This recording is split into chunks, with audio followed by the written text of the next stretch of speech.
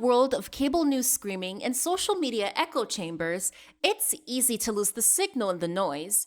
Every day, policy is debated, votes are cast, and your tax dollars are spent. We cut through the headlines to bring you the critical context you need, focusing on what's really going on in news and politics. Welcome to the Analytical Iowan Podcast. This is your daily dose of fact-driven politics. Let's analyze today's news. Here's Eric. And we are back here on the Analytical Iowan Podcast. It is Monday, February 16th, as you are listening to this. And we've got a lot to talk about because there's always a lot to talk about. Now, you may have noticed the last couple days there wasn't a podcast. As I'm recording this, I am still waiting for them to finish updating and processing my Valentine's Day podcast. Now, I recorded that late Valentine's night, and went ahead and, for whatever reason, put it through the normal processes that I do, and it has been stuck. Now going on well past a full day, and that is part of why I didn't end up having a podcast yesterday.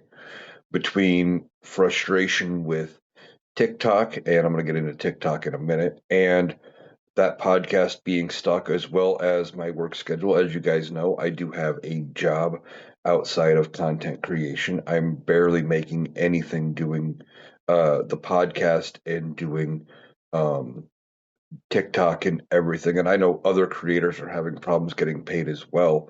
But my views are way down on TikTok. And this isn't me saying, hey, I'm not begging TikTok to fix anything, or I'm not begging for views by any means. I'm just frustrated because prior to the merger and the deal with Oracle, with TikTok, and I'm saying this here because it's easier to say on YouTube and Spotify, whereas TikTok does have a little more problems ever since this merger. I wasn't making a lot of money, but I was making some money. You know, couple of $100 a month. Nothing to brag about. It was just enough basically to say I was making something. And again, not begging anybody for money. That's not why I'm not doing this necessarily for the money. But that was, it was showing me that people were, and I was getting views. My content was getting out there. People were watching things. Ever since the merger, I am lucky if I have gotten uh, a video to crack 1,000 views. My content is getting buried by this algorithm. I was making steady progress on gaining followers on TikTok, and I was getting progress. Now, ever since this merger, I have basically dried up over on TikTok. Content's not gotten out there. The only time I seem to get any significant number of new followers or views is when I do a live. Now, I'm probably going to be doing at least one live podcast in the next couple of days. Not sure when exactly I'm going to pull that off. Thought about doing one later tonight as a bonus. I know one of my followers, Bren, asked me about doing a live, and depending on how the day goes, I may do one, but no guarantees. But I like doing the lives on TikTok, but that's the only way I seem to get any new traction. My content is just not getting pushed. So between having the technological problems I've been having lately, the other day it was my home internet, working with the provider, trying to get that figured out. They're saying it's not a tech issue. Um, of course, I got the normal answer of unplug it, plug it back in, like I hadn't tried that. Um, and ultimately, I may have to switch providers. Now, luckily, in my town, I do have a couple of options. The one I have just happened to be the most convenient at this point. So, between all of the problems getting the podcast uploaded and TikTok just not putting out my content, I also had a lot less time between Sunday and Monday with my work schedule than I did most other days. I took the day off, unintentional originally, but I initially got home like I'm gonna wait a little bit and then I'm gonna get into it, and I could not get myself with the motivation to get out here and record. Not that we didn't have things to discuss yesterday, because we always have stuff to talk about. Just all of it kind of combined, and I said, okay, I'm taking the day off. Now I'm still going to try to keep this an almost daily podcast. I want it to be daily, but like I said, I work in between. And while we have a lot going on, it is just important that, every now and then I am going to have a day where I miss. And I know there have been some days where it ends up being the next day before the podcast gets uploaded. Still working on getting that fixed if I can use. I've got a couple days off coming up because my line of work ends up being a 7 day a week job. I don't have a typical weekend like most people, but I got a couple days off this week where I'm hoping to get back around to where I am recording the previous days, or recording the previous day for that day's podcast, recording kind of like how Mike the Rational Boomer does it, and record at the end of the night for the next day, instead of what I've been doing, which has been recording at the end of the day for that day. Hoping to get back in there. And, you know, if we get to that point, that'd be great. So I'm back ahead. So keep an eye out for stuff like that. I'm also, like I said, thinking about doing a couple TikTok lives, maybe one, maybe two in the next couple of days, maybe at oddball times. Like maybe another late night live. That was kind of fun when I did a couple of those. It may be a midday live. I haven't decided if I'm going to do that or not. Um, just to break the day up and see who else I get a different audience, because there, when it comes to doing what I do and what I try to do, and I think you guys enjoy this, is I try to, calm people down and explain things in a rational, logical, analytical manner. Um, and I try to take the fear and the emotion out of things so that we can, move forward and not be as afraid of everything going on. All right, getting that housekeeping out of the way. Let's get into the news and the politics. Well, actually, let me just bitch about TikTok for just a little bit longer here. I'm getting pissed about the whole TikTok thing. Now, I haven't had any account warnings or strikes or anything. Other creators have.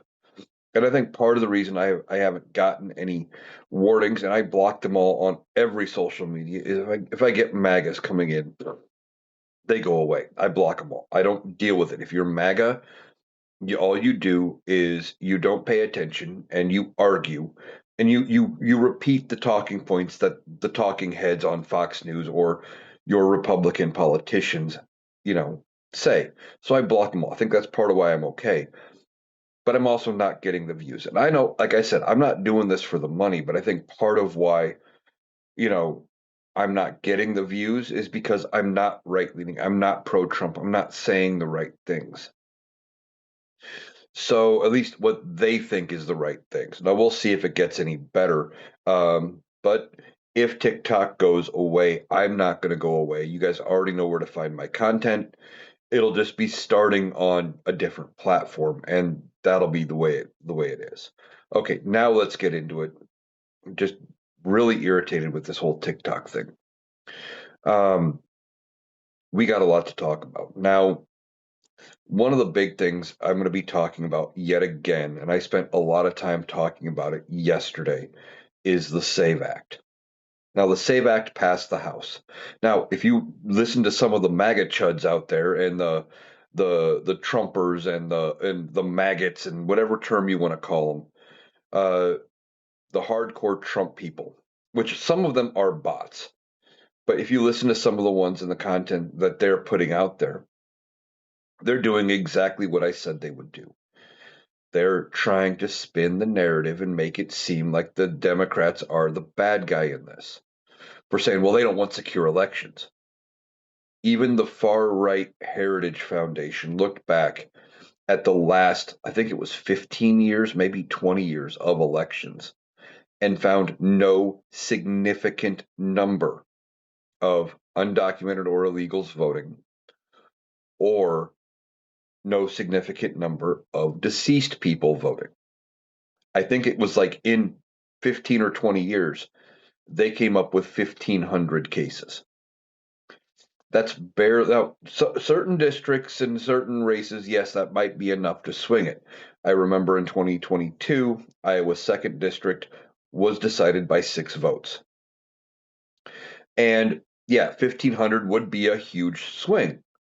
But this was nationwide over the span of like 15 or 20 years. Now, put this into perspective.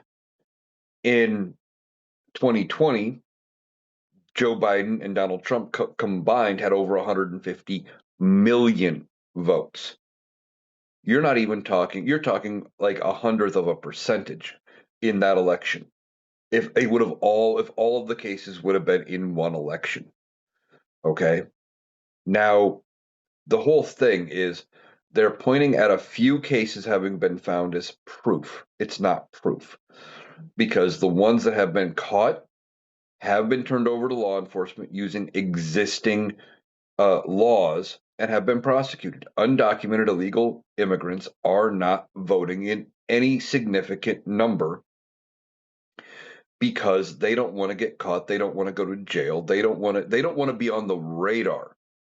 Okay, they want to come in. They want to work for as long as they can, doing whatever job they're doing, get paid, whether it's under the table, whether it is through a paycheck that pays taxes, whatever the case may be. They want to make their living. They want to and they want to send as much money as they can back to Mexico or whatever other country they are from to help their family. That's why a lot of them are here. Not all of them. Some of them are here and they keep all the money themselves and they move on. Either way, that is them existing. Okay. They don't want to be on the radar. They don't want to vote. Now, certain cities have elected to let undocumented immigrants have the right to vote in local elections. And that's their decision. If they want to decide that you can let anybody who lives in your city vote for mayor regardless of immigration status and your city passes it, then that's the way it should be. That's democracy in action. That's democracy working. And one of the reasons why these cities let them vote is because you are electing people who have direct influence over their day-to-day lives. Now, a lot of MAGA Republicans forget that those people you elect on the local city and county level are the ones that have the direct influence over what's going on. I come from a red area of Iowa. Now, we used to be a swing state. We used to be purple, and I think we're on the verge of going purple again. But coming from this red area, I hear it out, you go out to eat, and as a single guy, a lot of times, yeah, I have an earbud in and I'm listening to TikTok or doing whatever, but I'm out in public and I hear other people talking. And I'll hear, and a lot of times it's old guys, but I hear these people talking and they're talking politics. And it's almost always the same conversation. Oh, yeah. Oh, rent's too high. The economy sucks. It's this, it's this, it's this. Everything negative, right? Whose fault is it? As they're trying to hash it out. And they'll even say it to this day when Republicans are in charge. Well, it's the damn federal Democrats. It's the Democrats in Congress. Okay. But, and I want to chime in, and every now and then I do, but most of the time I listen because they don't realize that when you are dealing with, um, like here in Iowa, our minimum wage has been the federal minimum wage since 2009. Hasn't moved.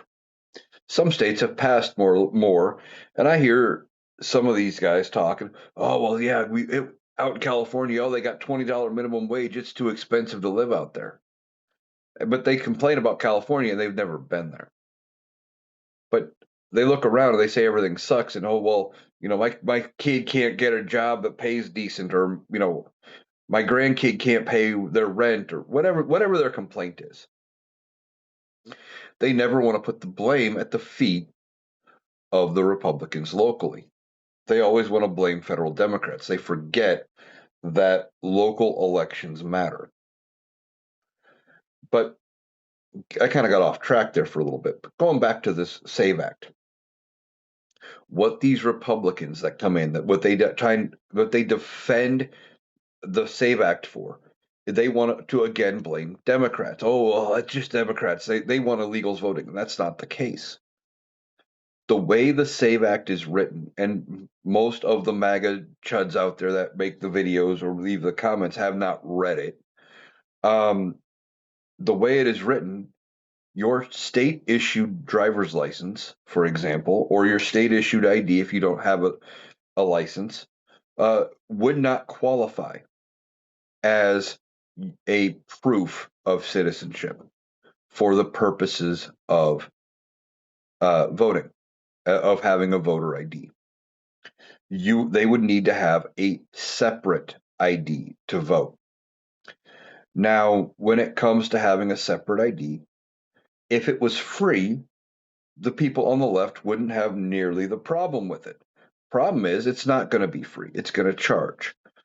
And if you have to have any sort of other documentation, for example, okay, if you need, and you see this argument coming from the MAGAs, and I've talked about it before, they make this argument saying, well, I have my papers, why don't you have yours? That's just being responsible. There's all kinds of reasons as to why you would not have all of your paperwork. For example, when was the last time you needed a birth certificate for anything? I can't think of the last time I needed a physical copy of my own birth certificate for anything. The last time I needed a copy of anybody's birth certificate that I can think of was with, uh, you know, when I was married. Um, my ex-wife had a son, put him on my health insurance when we got married. Needed a copy of his birth certificate to put him on the insurance. Last time I can remember needing anybody's birth certificate for anything. Um, then, when was the last time, if you were married, when was the last time you needed a marriage license? Again, the only time I needed it was for the insurance purposes, was to prove we were married, that it qualified as an event to change the insurance. Otherwise, didn't need it. Whole bunch of things. Like, you don't need that paperwork very often, and the odds that you need it, and then you don't have it, is growing, right? Um, so there's reasons why you wouldn't have it. Now, I saw one creator goes, well, I have it in a filing cabinet in the other room. Good for you. What about people in domestic violence situations? And there's a lot of them where they left. You see it all the time. I was only able to take the clothes on my back, and I couldn't have access to my documents because they wouldn't. The abuser wouldn't let me have them. They had them locked up, and I didn't have access to it, or I didn't have time to go grab it because I only had a 20-minute window to get out. Something like that. And I know several people in my own life, in the limited context I've had with people personally, that have been in similar situations where they didn't have time to go get it. And then the MAGAs will always say, well, go down to your local courthouse, just go get a copy. The minute you have to go get a copy, that becomes a fee to have access to those documents. Not everybody has money.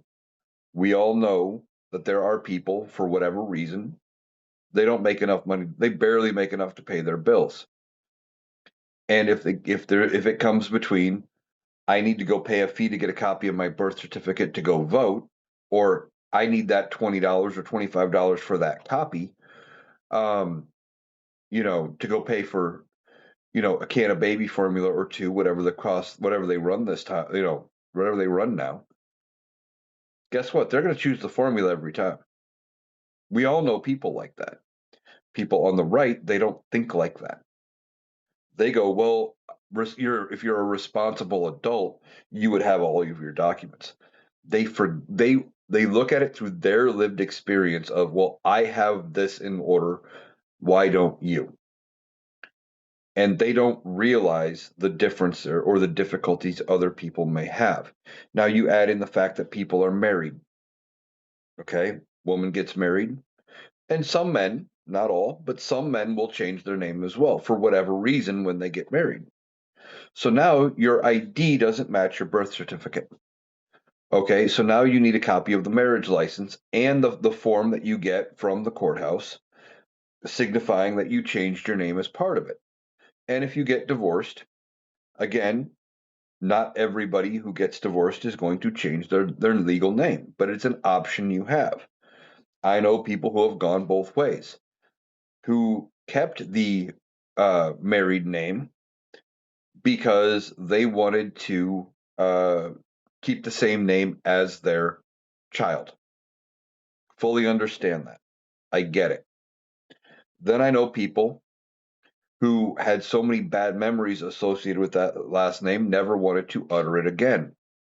Or what happens if you've been married and divorced twice? I know people in my own personal life. Um, I know one particular person I can think of where they were married. It was either 4 or 5 times, and again, change the name with every marriage. It happens. Okay, you would need in order to vote, in order to prove you could vote and that you are who you claim you are. You would need your ID, your current ID, which isn't going to be enough by itself. And no, the real ID with the star on it isn't going to be enough. And one of the reasons it got delayed for so long from being implemented and still isn't fully implemented is because of how difficult it was for people to get. They realized it was a bad idea. They'd been trying to do it for 20 plus years before it was finally implemented. And um, so if you've been married and divorced, you would need your birth certificate, your ID, your marriage license with change of name, the divorce decree with change of name, and if you got married again, your next marriage license to potentially to show every step of the way where your name changed, and that's just to vote. And if you don't have all that paperwork, guess what? According to the SAVE Act, you would not get to vote. This is not about making sure the proper people can vote. This is about making it hard to vote so there's a lower turnout. And when there's a lower turnout, Republicans win. Like I said, a lot of the MAGAs are saying, well, I have all my documents. It's called being responsible. It's common sense. Not everybody has that same experience. And under the 24th Amendment, charging any sort of a fee to vote is a poll tax. And it says you cannot charge a poll tax to vote. Now, that came about because after the Civil War, when they freed the slaves, one of the things Southern states did was they added literacy tests and they added poll taxes as ways of keeping people from voting, specifically the freed slaves, the African Americans. Oh, sure, yeah, you're free. Great, you have the right to vote. Here's the problem: we're going to make it so difficult for you, you can't. And it took way too long, but the 24th Amendment fixed parts of it and said, okay, you cannot charge a tax, you cannot charge a fee. Now, one of the things MAGA is going to come back at you and say, and they're going to say, well, then why can they charge a licensing fee to license a gun? That's a constitutional right. Because time and time again, the courts have held that charging a fee for a gun license does not infringe on your right to own the gun. And the 24th Amendment, however, specifically says that you cannot charge a fee to vote. They are not the same.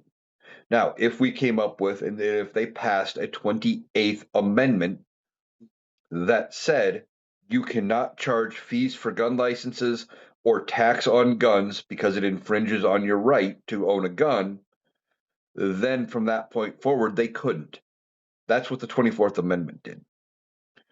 But see, MAGA doesn't care about nuance. They only want to look at what they want to look at, and they want to try to defend it because Donald Trump says it needs defended. Now, Donald Trump took to Truth Social. Switching gears here a little bit, he took to Truth Social, and he was talking about this tunnel project between New York and New Jersey. Now, he was ordered by a judge, and his Treasury Department and everybody was ordered to pay out the money that had been appropriated through Congress for this project. Now, the money that was appropriated was like 20 or $200 billion or something like that. And this project is going to be a multi-billion dollar project. There has been a lot of state money and other developmental money put into it, but the federal government has been delaying their share. Now he's been ordered to pay it. So what does he do? He goes to Truth Social and he tries to spin the narrative and to make it a win for him. What does he say? Well, we're not going to pay for any overages. If you're over budget, we're not paying it because it's going to be great. There's going to be so far over budget, it's going to be ridiculous, and uh, we're not going to pay for anything.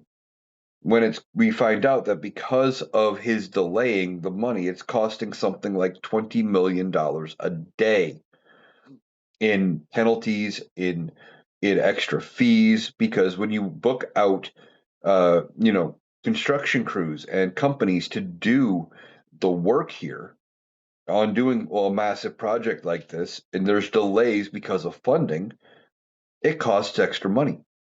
A lot of times built into those contracts are, well, if you're behind schedule and it's caused by the government pays fees. And sometimes it works the other way around.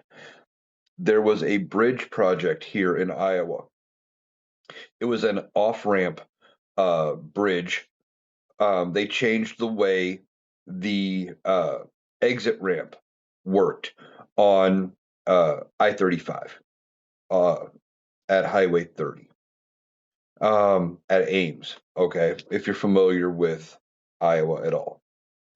And instead of it being you took a right and you did almost a full loop around at a very hard angle, and it was a very, very sharp curve to get back onto the to get back to merge from 35 back onto 30. What they did instead is you take a right exit, it goes with a slower curve on a bridge, and it's a high embankment, and they call it the flyover. And you can actually take it instead of having to slow all the way down to like 25 miles an hour, you can go at like 50.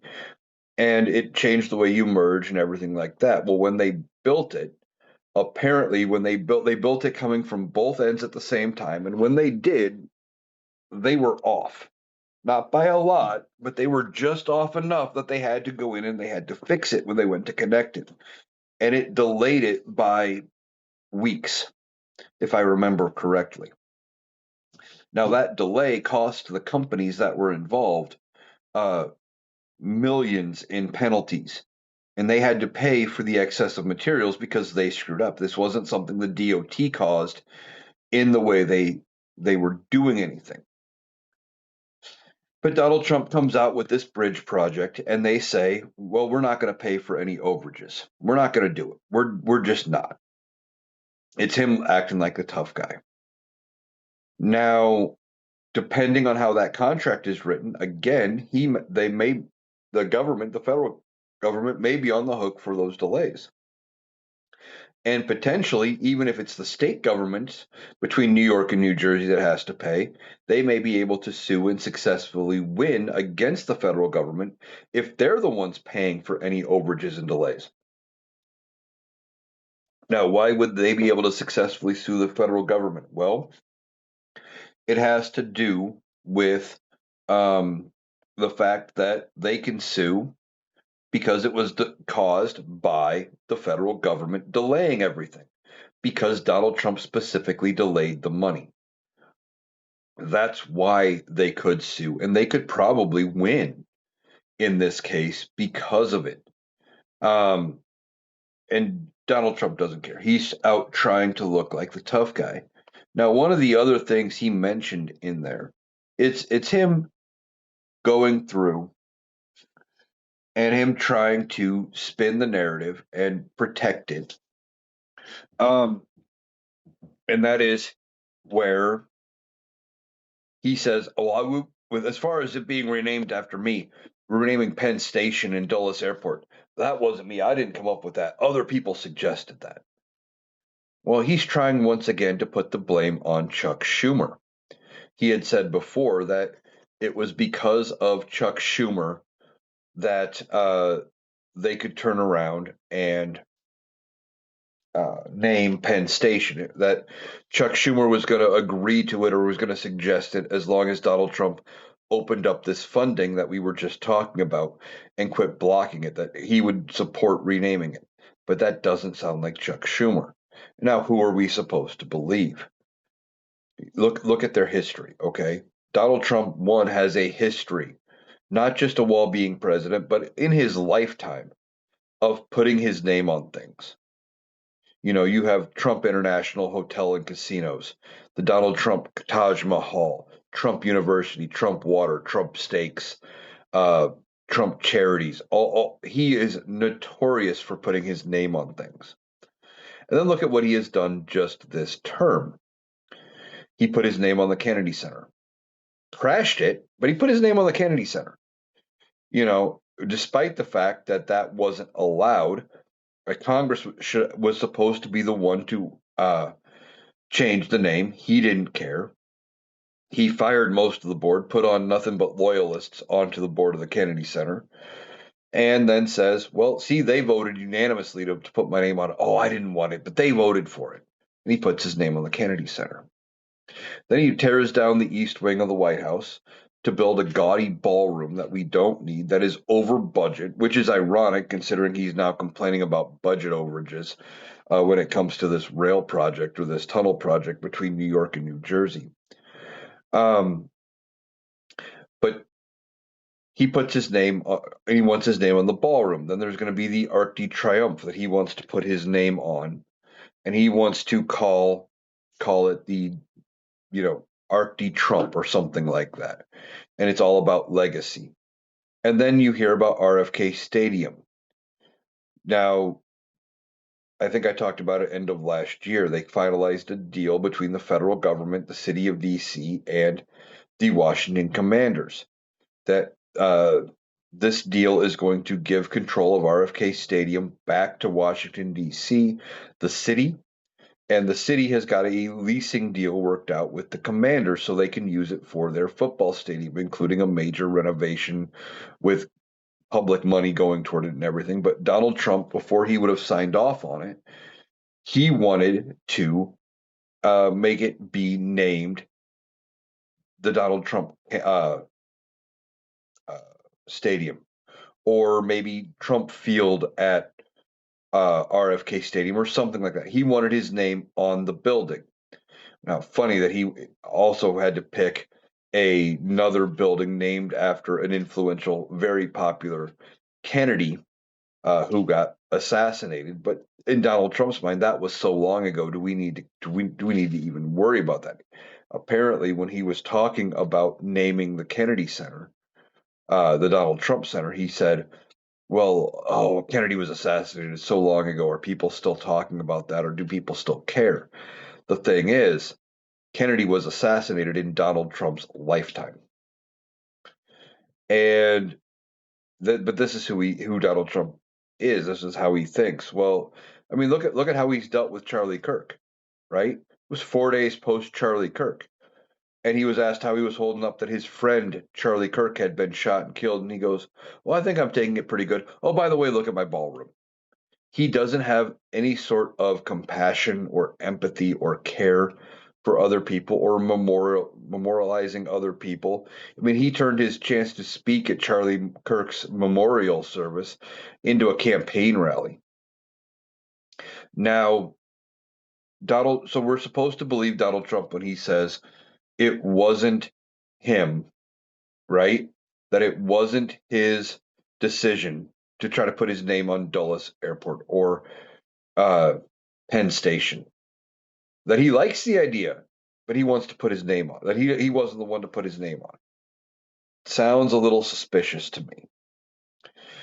All right, now we have a couple other things here to talk about.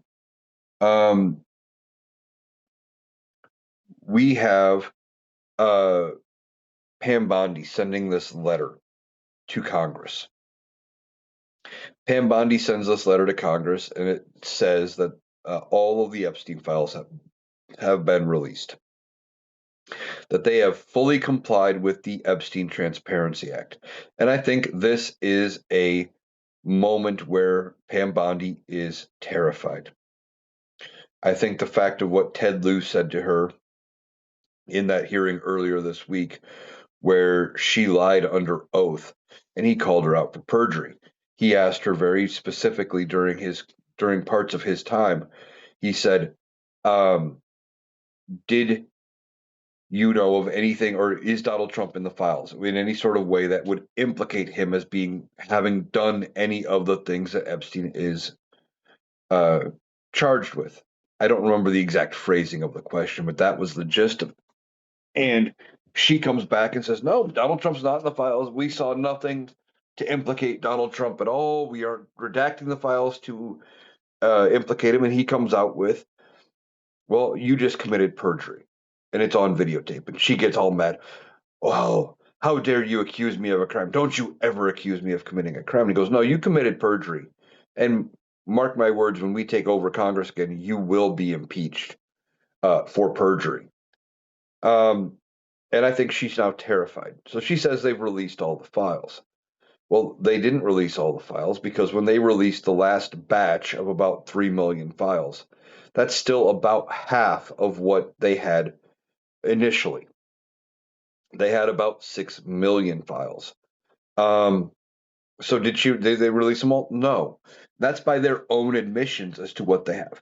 We don't know, other than what they have told us, how many files they actually have in total. We don't know. It could have been 6 million. It could be 60 million. We don't know that definitive number. Now, she says they've released everything, and she listed a list of 300 people who are politically linked that are in the files. But there's some questions there. With the names of these 300 people, some of them, yes, are co-conspirators, and they are politically linked, and they have questions to answer for. People like Howard Lutnick, Donald Trump, Elon Musk, Bill Clinton. We don't know what Bill Clinton did or when. There is some proof that Bill Clinton potentially, at least, was at parties with Epstein. Don't know if there were ever underage girls there and how much he knew. The Clintons are going to be testifying in front of Congress, answering those questions coming up, I think, next week sometime. And then there are other people that she listed as potentially being connected to Epstein. And I'm pretty sure out of the list of 300, she included Barack Obama, Joe Biden, and Michael Jackson, among others. Well, we talked about Michael Jackson way back when, and that one of the pictures they tried to release as part of proof that Michael Jackson had something to do with Epstein was a picture of Michael Jackson, Diana Ross, and Michael Jackson's kids and Diana Ross's kids. It was from a publicity shot after Michael Jackson bought a property from Epstein. No evidence that they were connected in any other way. It was a very publicly available photo that was put out, and like it was either put online or it was in a magazine or something, right? This wasn't some hidden secret photo, but they tried to redact the faces of the kids to make it look like it was a worse photo than it really was. So just the fact that they are mentioned isn't necessarily a bad thing. Now, we don't know in the context of how I think they mentioned Obama's name in there at one point, talking about the presidency.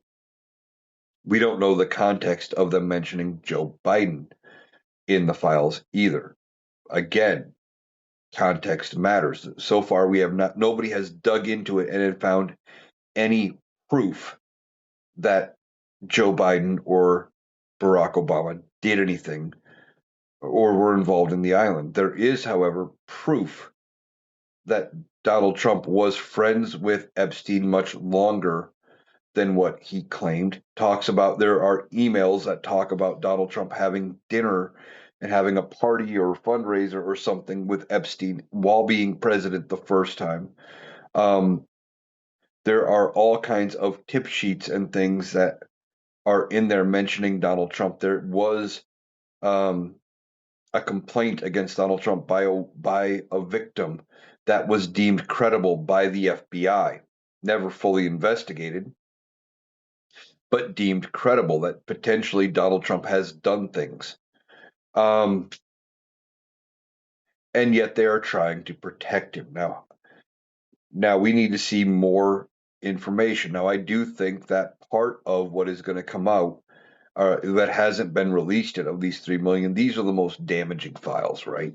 These are the ones that will, uh, if they do see the light of day, they're the ones Republicans are not going to be able to justify.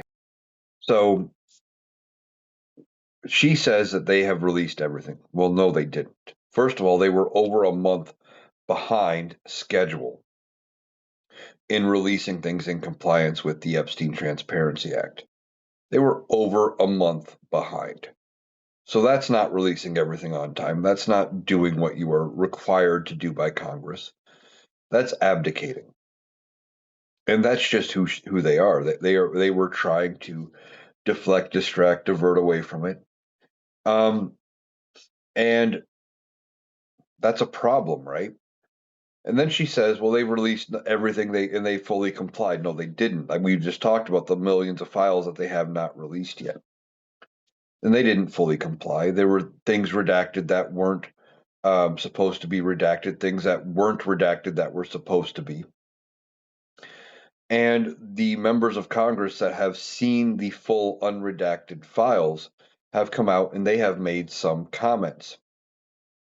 Specifically, Thomas Massie and Nancy Mace, both Republicans, both two of the Republicans that pushed to view the complete unredacted files. And this mirrors something that had been said way back when with Marjorie Taylor Greene. Marjorie Taylor Greene said something very similar, and they all came out and basically said that I am perfectly content and happy with my life.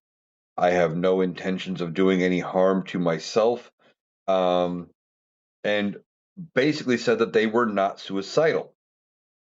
Now, why would they make a statement publicly like that? Well, there's a lot of speculation that Epstein was not suicidal, did not commit suicide, and that he did not take his own life. That it was a hit trying to silence Epstein. And they're coming out now saying, well, if something happens to me, you know, I have no intention of doing anything like that to myself. It needs to be investigated. Now we'll see if anything happens to them. I'm not hoping that anything happens to them. I hope that not that I agree with Massie or Nancy Mace typically on this issue. I do that they should be able to investigate and hold people accountable for the things in the files. Now, I think what's going to happen with these Epstein files is that there's going to be something coming out that could change the mindset of Republicans. If something comes out, that last piece of information, and we're not the only country doing investigations into the Epstein thing. The press coverage from us pushing for it, and the only reason we even released the files was because of Donald Trump. He ran on releasing the files, And Marjorie Taylor Greene comes out and says, yeah, he may have ran on it, but now she says, hey, uh, he was the biggest roadblock. He was the one fighting the hardest to keep the files hidden. But he ran on releasing the files because he thought he could do what he tried to do, and he was going to get away with it. Was going to say, well, we looked at it. There's nothing to see here, and let's move on, and have that be the end of the discussion. And that didn't work. It didn't happen. Why? Well, because his supporters and his followers were rabidly wanting the release of the Epstein files because they had been told for so long all of these horrible things about Democrats and left-leaning people that they wanted their proof to be correct. They wanted to be justified in their hate. But because of the media frenzy surrounding our investigation and because of the release of the files, it has now led to other countries opening their own investigations. And we're hearing about some CEOs are either being allowed to resign, some are getting ousted by their boards.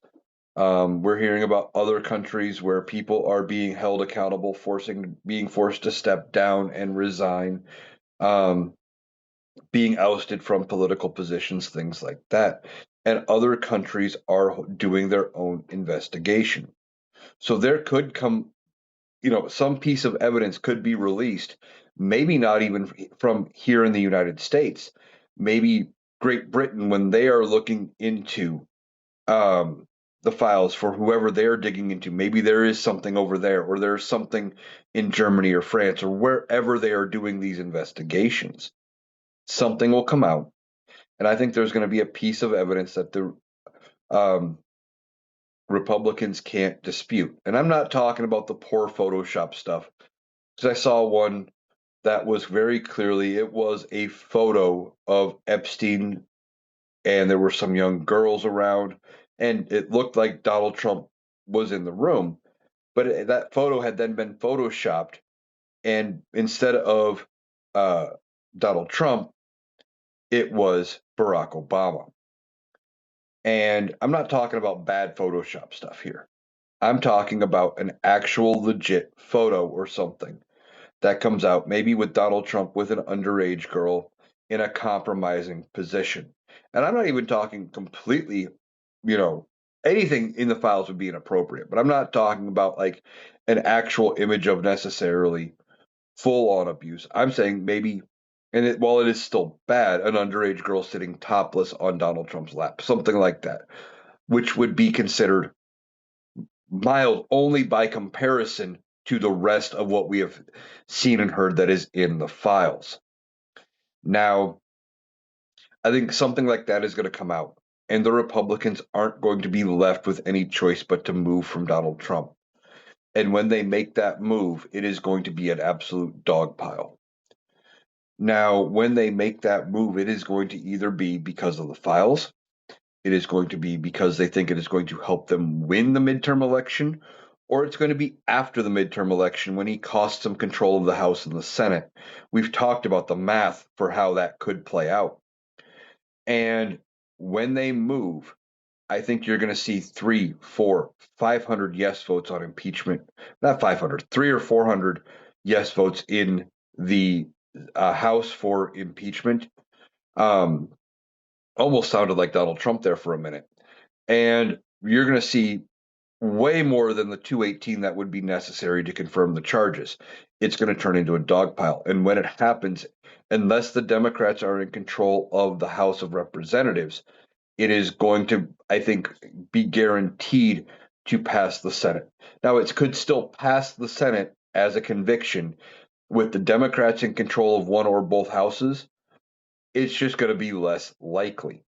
However, if the Republicans are the ones to start it, I think it is more than likely guaranteed that they end up finishing it and that they vote to convict him on these charges. And it's going to happen. If it does happen under Republican control, I fully expect it to happen and happen fast because they're not going to want to give him any sort of amount of time to come around and counter it They're not going to want to give him weeks to spit a narrative and to burn the Republican Party down in the process. They are going to want to move after him and move after him quick.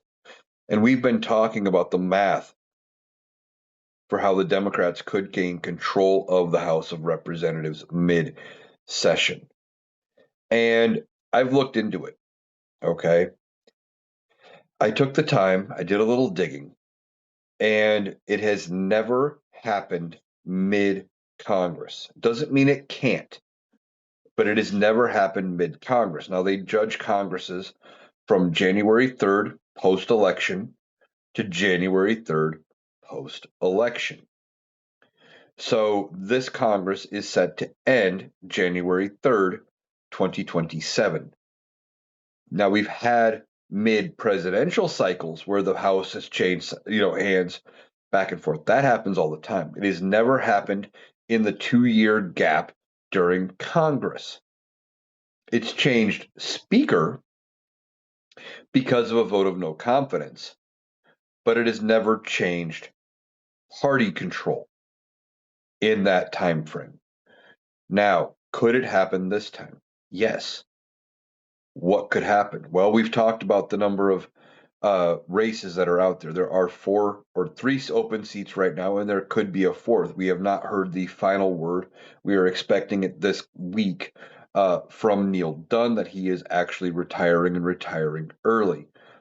If that does happen and a Democrat wins his seat, along with winning the seat that Mickey Sherrill held out in California, the seat that is open right now, that was Marjorie Taylor Greene's seat, and that seat has like 20 people running for it, only 3 of them being Democrats. It could end up being in a runoff where it is only Democrats as the option. And then there's a seat in California. If all 4 of those become Democrats, that would mean they have the 218 votes necessary to be the majority, because Democrats currently sit at 214, 218 being the necessary number. Now, once they cross that 218 vote threshold and they become the majority in the House, they would be able to hold a vote of no confidence, vacate the Speaker chair, and then they would go on and elect a new Speaker. And because they would have 218 votes, they would be able to elect the majority.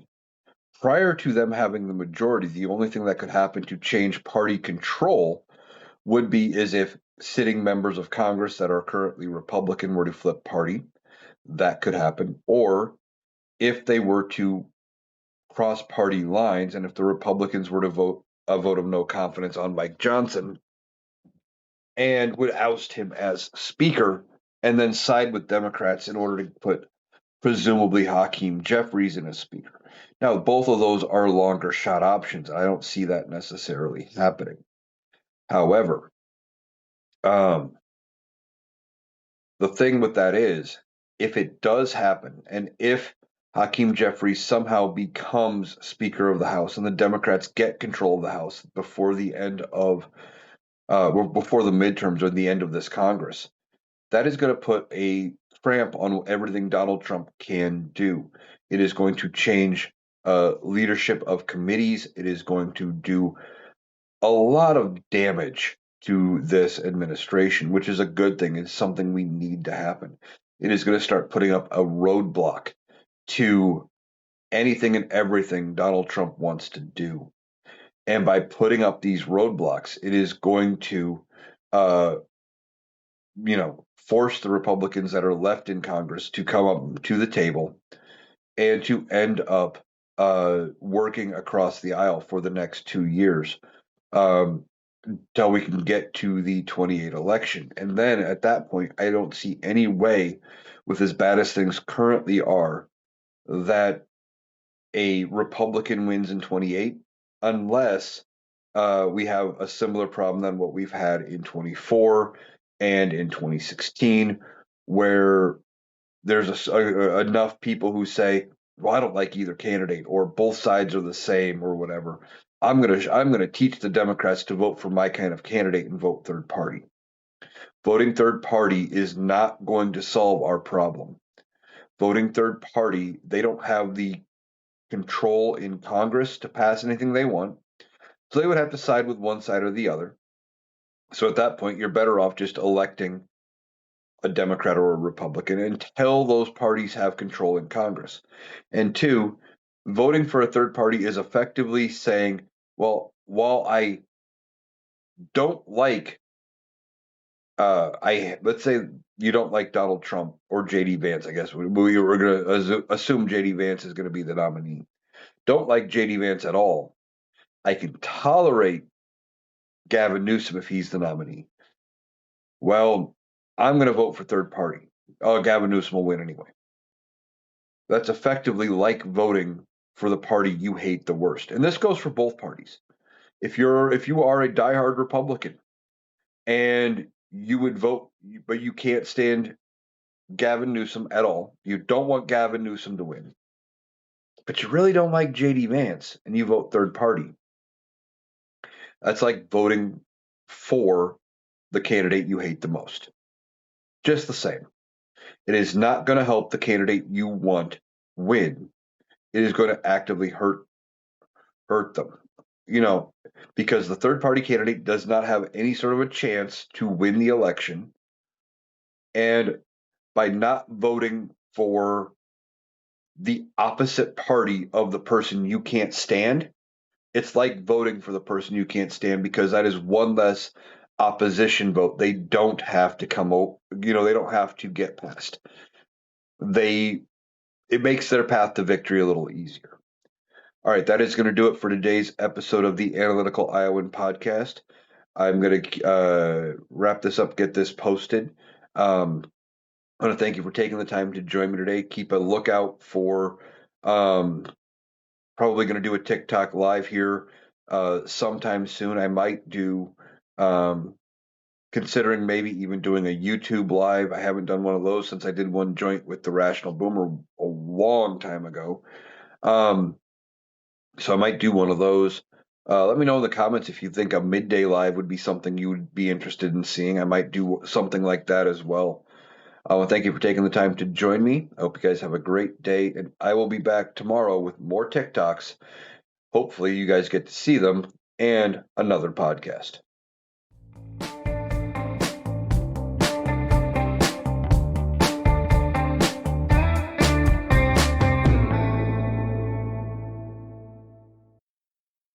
That was Eric.